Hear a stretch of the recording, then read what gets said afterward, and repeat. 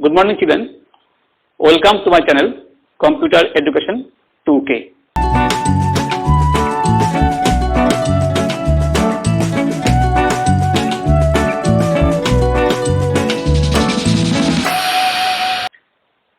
Okay, today we will discuss the chapter function. See, the function or method both are same thing. Okay, somebody may ask you what is function or what is method. Both are same thing.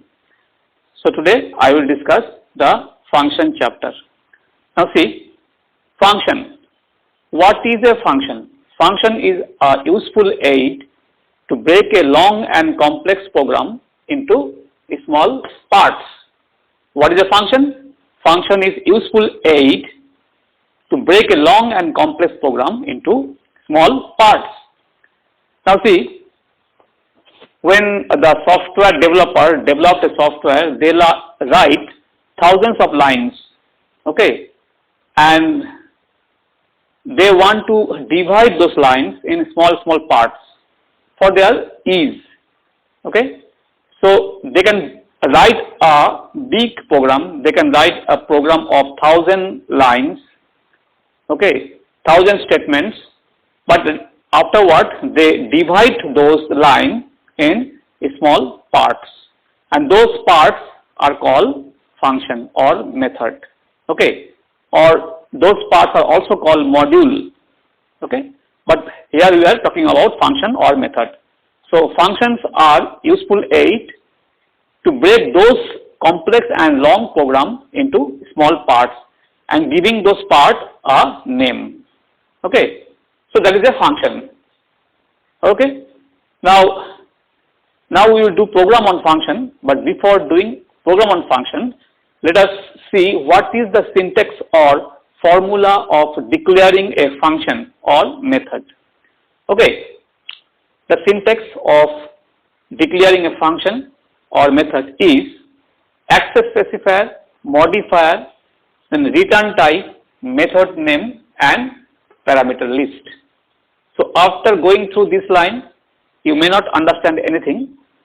See, but you might have written that line public static void main several times.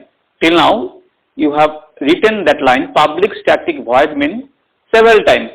So in this line, in public static void main, okay, this public is access specifier. Access specifier. In place of public, you can write private, protected, okay. And then static. This static is modifier. And then void. This void is return type.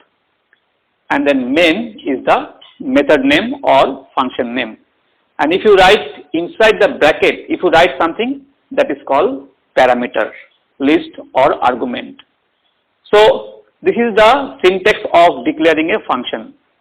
So this is what? Access specifier, this is modifier, this is the return type, and this is the name of the function, okay.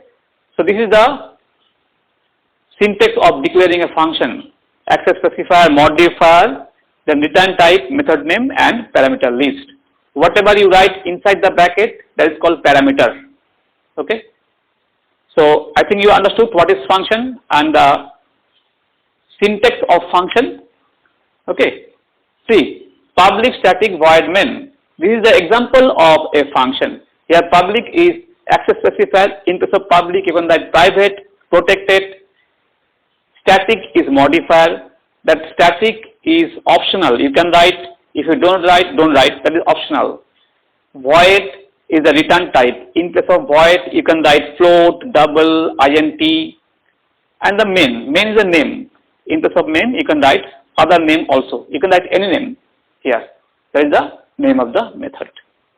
Now see, method or functions, okay, are generally two types: void function and non-void function. Void method, non-void method, okay. Again, the void can be classified into parameterized function and non-parameterized function. Again, non-void function can be classified into parameterized non-void function, non-parameterized, non-void function. So method can be void, non-void, then again void can be parameterized, non-parameterized, and then non-void, method can be non-void, parameterized, non-parameterized. Now see, I will give example. The method void. So this is a void public, void accept. This is a void method. This is a void function. Accept is the name of the function, and it is a void. So there is a void function, and that is a non-parameterized because you have not given anything here. So it is a void non-parameterized function. So void non-parameterized, and then void parameterized. You can see this is public void calculate. It is void and calculate is the function name, but it is void and there is parameter. So it is a void parameterized function. Okay. Now see function non-void. Function non-void. So see, this is function compute is a function, and there is no void here, so it is non-void. This is interest is a function, but there is no void here, so interest is a non-void function. So function non-void, non-parameterized. So this is function non-void, non-parameterized. There is no parameter here. This is non-void because void is not there, it is float. So this is a non-void, non-parameterized function because there is no parameter here and it is not a void. So that is function non-void, non-parameterized. Now you see function non-void parameterized. So this is a function. This is a function. It is non-void. Yes, there is no void here. It is int, and it is a parameterized. So this is a function which is non-void parameterized function. So this way function can be parameterized, non-parameterized. Function can be void, non-void. But one thing you remember: if a function is void, then that function will not return any value. But if a function is non-void, then that function will return a value. If a function is void, the function will not return any value. But if a function is non-void, then the function will return a value. So this function will return a value. What value it will return? It will return the value that it will calculate. So return statement I will discuss afterward. Okay. So but one thing you keep in mind. So these lines, public static void main, or public static void, public void accept, public void input, public void calculate, public void, public int compute, public float interest. This is the first line of the function. Under this line, we will write programs, but this first line is called function prototype. This first line is also called function prototype. Okay. This is a function prototype. This is a function prototype. This is a function, the first line of the function. Now under this line, I will give a curly bracket and then I will write a program. Okay.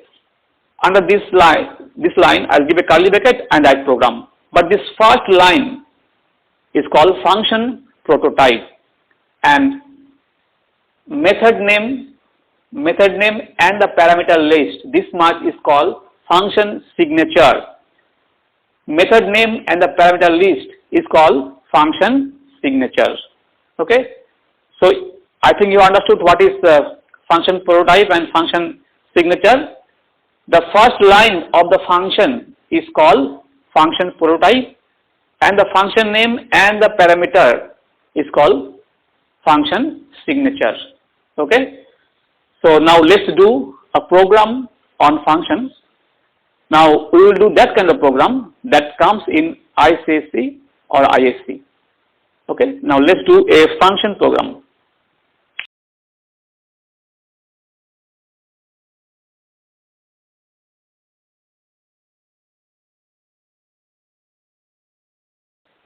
See the program, the type of program that come in ICSE.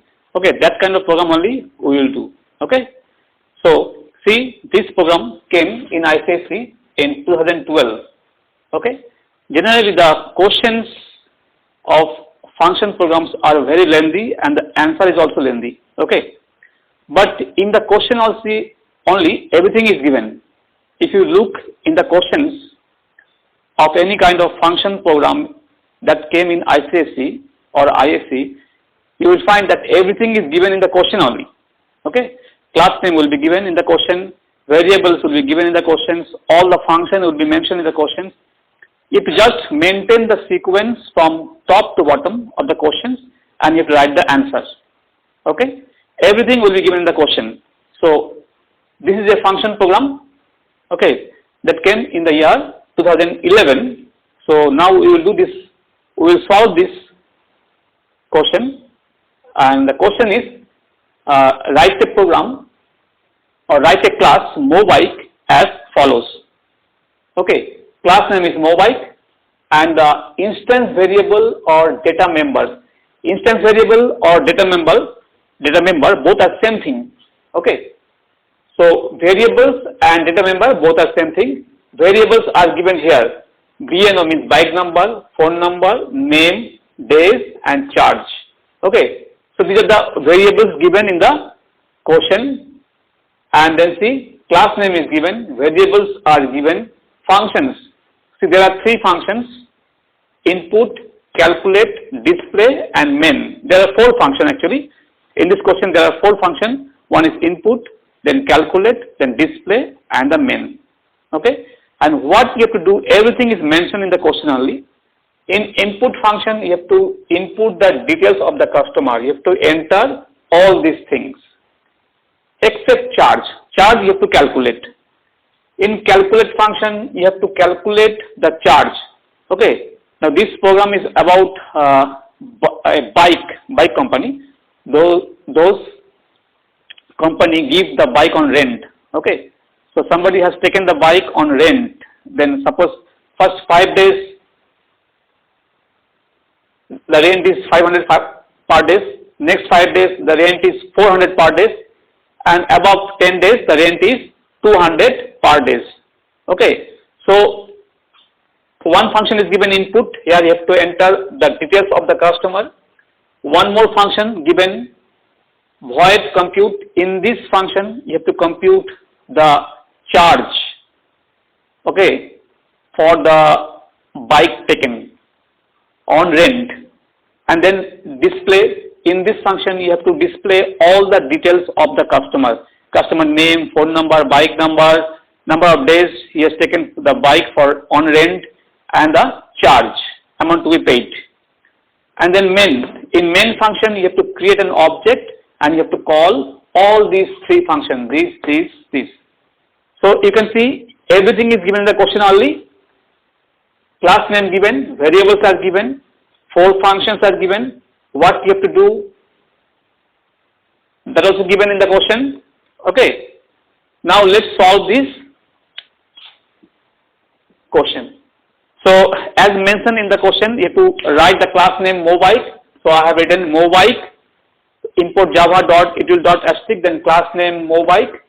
See, in this type of program, after writing the class, you have to write all the variables. Okay. After writing the class only, you have to give curly bracket and then you have to write all the variables. So first I have written the class name Mobike, then I have given curly bracket and then I have written all the variables. I have written all the variables. See, bike number, phone number and days I have declared in int, name I have declared in string. String means any word. Okay. Name will contain the name variable will contain the name of a person, the name of a customer. That's why the name is declared in string. Charge. Charge means the amount of money the customer will pay. That I have declared. The charge variable I have declared in float. So class declared, variables declared.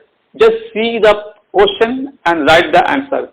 So class declared, variables, all the variables declared, and then I will declare the first function input, public void input. So I have written public void input, and what I have to do, I have to input the details of a customer. I have to enter the detail of a customer. That's why I have written. system.out.println input the details of a customer, and then I have entered bike number, phone number, days and name. All these things I have entered, okay, by using these commands. And then the next function is compute. So I have written public void compute, and see, for first 5 days how much the customer will pay. The customer will pay 500 per day. That's why if days less than equals to 5, charge will be days into 500, per day 500. If the days is above 5 days and the days is less than 10 days, if the days is above 5 days and the days is less than 10 days, then how much the customer will pay? For the first 5 days, you will have to pay 500, so 5 into 500. Rest of the day, suppose the customer has taken the bike for 7 days, okay, so for first 5 days, how much you will pay? 5 into 500. Out of 7 days, 5 days you are given, and how many days left? 2 days. That means 7 minus 5, 2 days. That's why days minus 5. This is number of days minus 5. Here you given, already given for first 5 days. So 7 minus 5 into 400. So charge will be 5 into 500, days minus 5 into 400. Here 7 is number of days. Okay. If a customer has taken the bike for more than 10 days, then how much he have to pay? He will have to pay 200 per day. That's why first 5 days, 500 per day. Next 5 days, 400 per day. 400 rupees per day. And then above 10 days, that's why days minus 10 into 200. So here I have calculated the charge, the amount of money the customer will pay. Okay. And then display, you have to display all the details of the customer. So I have written public void display. Then I have displayed the name, phone number, bike number, number of days and the charge. See, I am just seeing the questions and writing the answers. I am just maintaining the sequence. First, the class name I have written, then the variables I have declared, then I have written the first function, public void input, and there I have entered all the details. Then I have written public void compute, and here I have calculated the charge. Then I have written public void display, and in display I have displayed all the details of the customer. And now I will call the above function. So I have to declare one more method.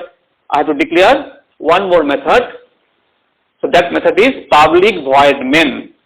So keep in mind, public void main in function program, public void main you will write at last. So I write public void main. Public void main. I will write public void main. At last I will write public void main, and then I will create object. How to create object? To create object, first you will write class name, then an object name, then equals to, and the class name again. So how to create an object? Class name, then object name, then equals to, then again new and class name. So to create an object, first you write class name. How to create an object? Class name. What is class name? Mobike. So Mobike OB. First write class name, then object name, then new Mobike. Open bracket, close bracket. So this way you can create object. Here OB is object. In case of OB, you can write A, B, C, D, anything. So I will create here object. So class name is Mobike. So Mobike OB equals to new Mobike.